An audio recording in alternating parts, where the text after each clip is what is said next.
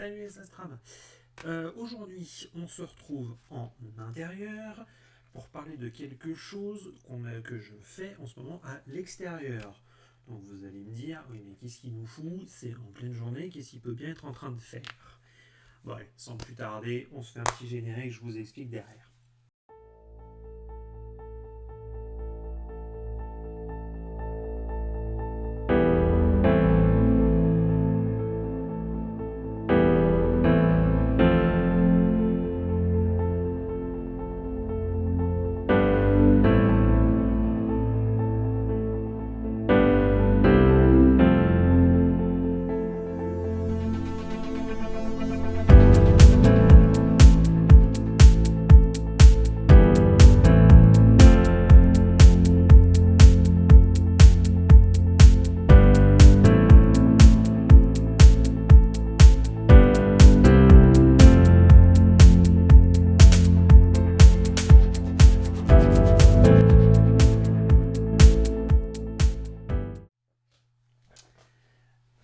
Donc ça y est, petit générique passé. Alors je vous explique rapidement ce que je suis en train de faire. Donc là pour le moment, pour moi, c'est les vacances.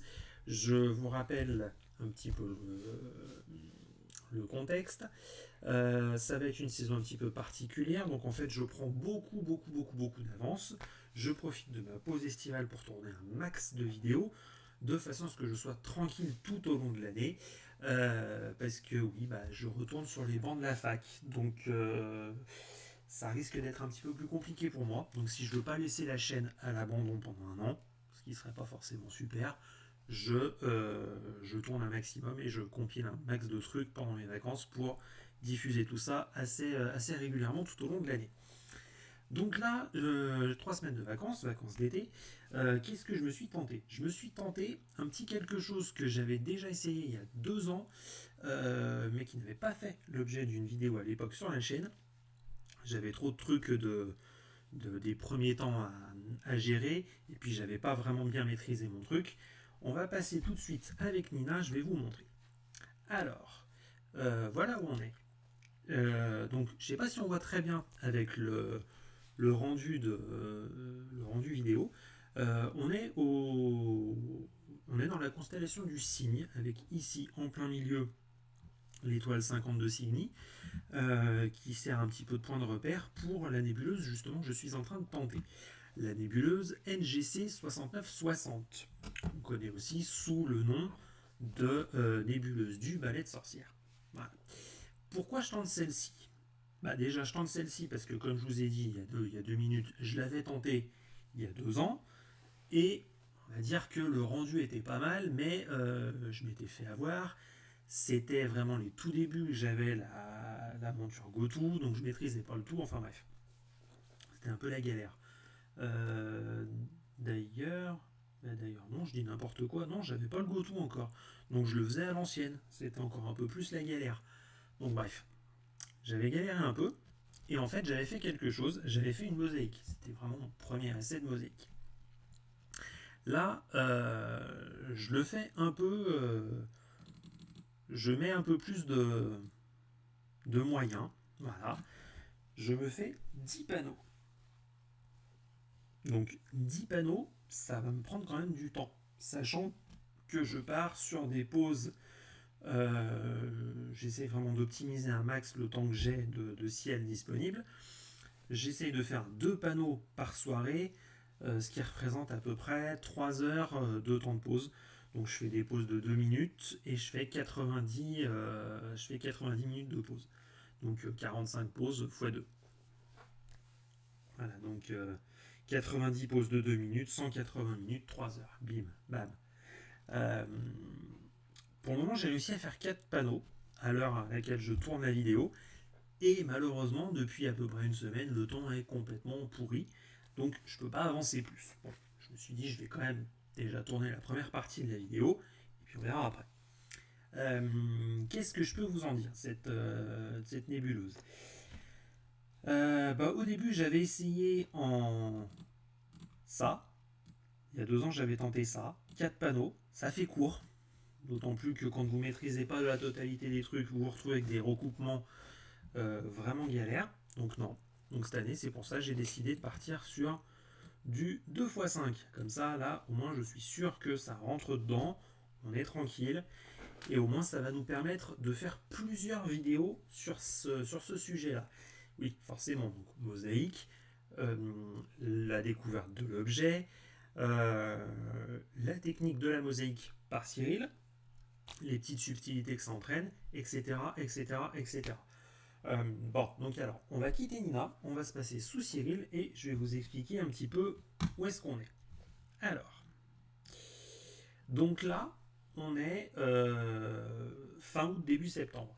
Donc, on est quasiment au zénith.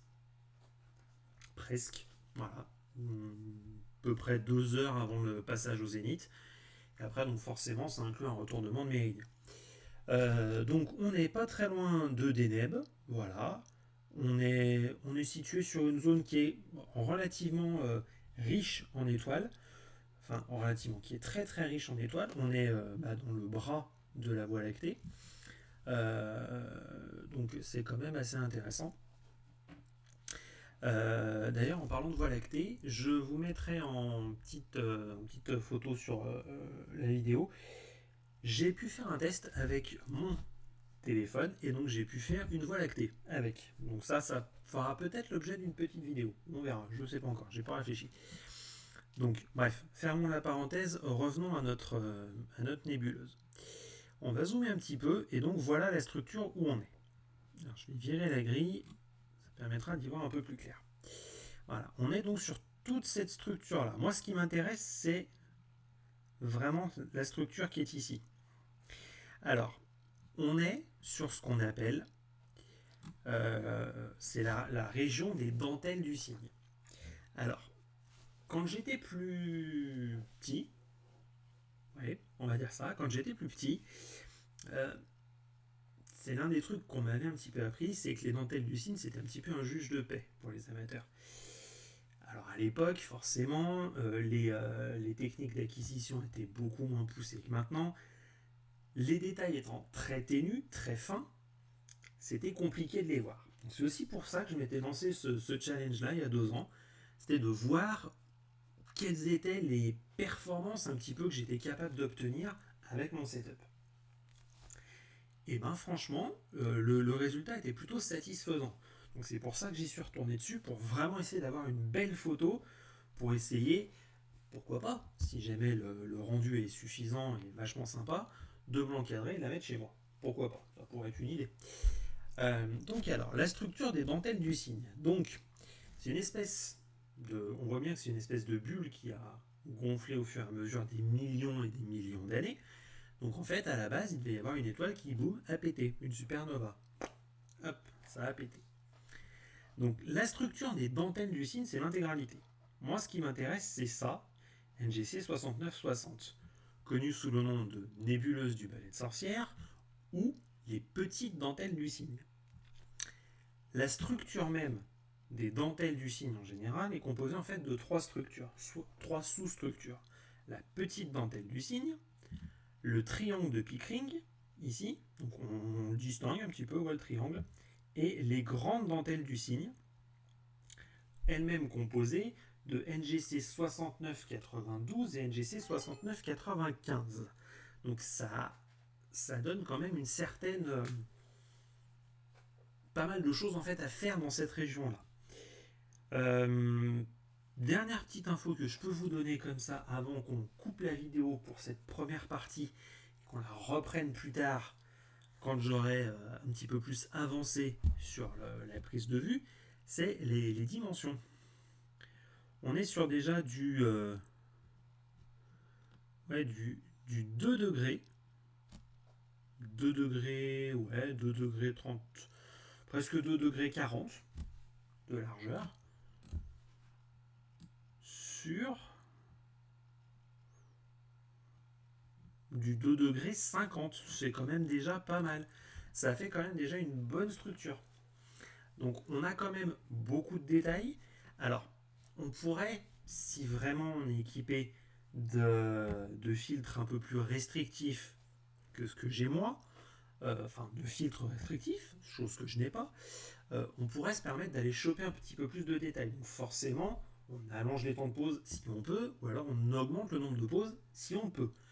Après, voilà, je vais déjà voir ce que ça peut donner on va dire en classique, dans mon classique, c'est-à-dire juste mon filtre, euh, mon LPR et ma caméra, tout bêtement, on va voir ce que ça va me donner.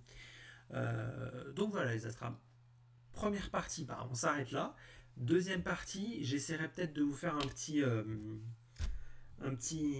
moment de direct live quand je ferai une prise de vue. En tout cas, souhaitez-moi bonne chance parce que là, pour le moment, c'est pas gagné. Je vais encore rien pouvoir faire ce soir. Donc, écoutez, moi, je vous laisse pour cette première partie. On se retrouve dans un petit moment. Ça y est, les astrams. Enfin, on se retrouve après un peu plus de 2 mois après le début de cette vidéo. Alors, pourquoi j'ai mis autant de temps? Déjà, comme je vous expliquais dans la première partie, le temps n'a pas spécialement été au beau fixe pendant mes vacances d'été. Donc j'ai fait comme j'ai pu. J'avais prévu de faire ça donc en 5 soirées de façon à faire 2 panneaux à chaque fois. Ça s'est pas vraiment passé comme prévu. Il a fallu que je groupe ça de manière un peu plus rapide. Donc les 2 dernières soirées ont été un peu speed. Mais ça va, ça s'est fait quand même. Ça s'est fait, mais j'ai quand même rencontré quelques petites difficultés. Donc pour finir cette première vidéo où je vous montre à peu près, où je vous explique le pourquoi test du comment test pourquoi je vais là-bas, pourquoi j'ai fait ça. On va rester vraiment sur le début, la fin, et sur les 2 prochaines vidéos, je pense, je vous expliquerai comment faire toutes les manips que j'ai faites. Alors, je vais vous montrer un des empilements que j'ai eu, ce qui permet quand même d'être un peu tranquille. Je crois que j'ai fait une boulette. Non, il est là. Voilà. Donc ça nous fait donc un des 10 panneaux que j'ai fait.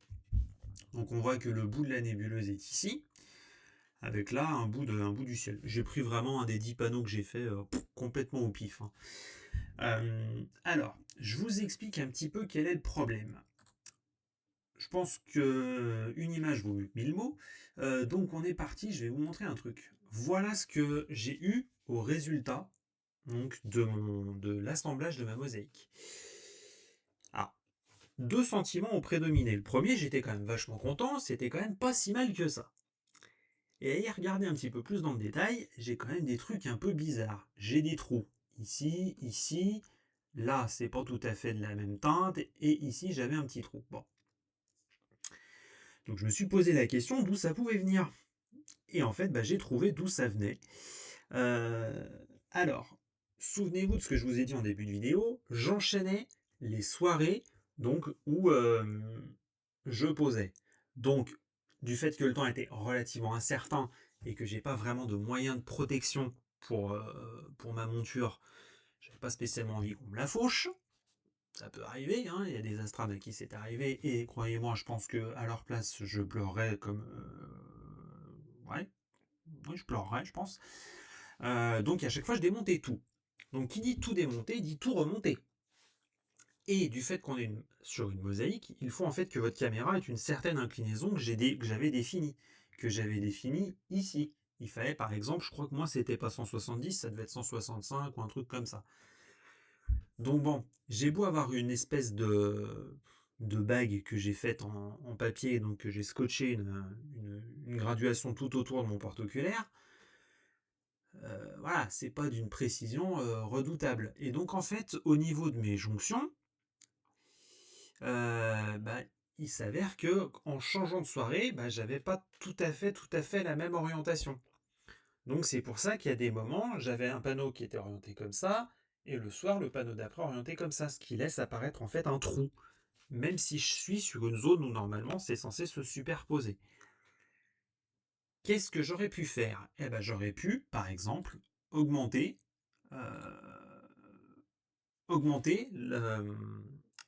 l'intervalle de superposition. Mais par contre, ça aurait inclus quoi? On le voit bien ici. Ça inclut que ça nous tasse un peu la mosaïque. Donc il aurait fallu que je rajoute des panneaux. Voilà. Avec un recouvrement de 30%, il aurait fallu que je fasse du 12 panneaux. C'était tout bonnement pas possible. C'était effectivement une solution que j'avais envisagée, mais le temps ne s'y prêtait pas, donc c'était pas forcément ça. Donc j'ai eu ce problème-là, mais j'ai quand même réussi à contourner ce problème. Je vous expliquerai donc dans la 3e vidéo concernant NGC 6960 comment j'ai fait. C'est tout bête, fallait y penser, mais c'est tout bête. Alors, autre problème qui peut se poser quand on fait de la mosaïque comme ça, et qu'on n'a pas de caméra refroidie, ce qui est mon cas. Je vous rappelle que moi, à la base, c'est une caméra dite planétaire. Je prouve avec les vidéos que je vous sors qu'on peut quand même faire du ciel profond avec. Par contre, forcément, c'est pas une caméra refroidie, donc à chaque fois, vous êtes obligé de refaire tous vos DOF, tous les dark, tous les offsets, tous les flats. Quoique les offsets, je pourrais m'en passer, mais je préfère le faire au cas où, on ne sait jamais. Donc, ce qui peut aboutir en fait à un fichier final qui est énorme. Là, pour l'intégralité des 10 panneaux, je me retrouve avec un fichier qui pèse plus de 11 Go. Donc vous avez intérêt à avoir de la place sur le disque dur pour faire tout ça. Et là encore, c'est que les fichiers bruts. Je ne vous parle pas des fichiers traités, etc. Là aussi, ça a demandé quand même pas mal de boulot, de faire panneau par panneau, de garder l'image finale sortant du panneau, du traitement de Cyril, et après, derrière, de balancer tout ça. J'atterris quand même à des images qui pèsent leur poids, mais je pense quand même que ça vaut son pesant de cacahuètes. Donc, allez, on va finir cette vidéo d'introduction à NGC 6960 avec quand même le résultat que j'ai obtenu. Je trouve que c'est quand même assez satisfaisant. Voilà, je vous laisse là-dessus. Alors, le traitement n'est pas parfait, je suis bien d'accord. Mais on va dire que avec toutes les embûches que j'ai eues, le ciel pourri, et etc., je trouve que quand même, il y a du potentiel. Hein. Donc, dites-moi ce que vous en pensez dans les commentaires. Et puis, donc nous, on se retrouve dans 15 jours pour la première partie de vidéo donc, de traitement de tout ça. On verra comment est-ce qu'on fait une mosaïque, comment est-ce qu'on traite une mosaïque avec la nouvelle fonction de Cyril, la fonction mosaïque. Allez les attrapes, je vous dis à ciao, on se voit dans 15 jours.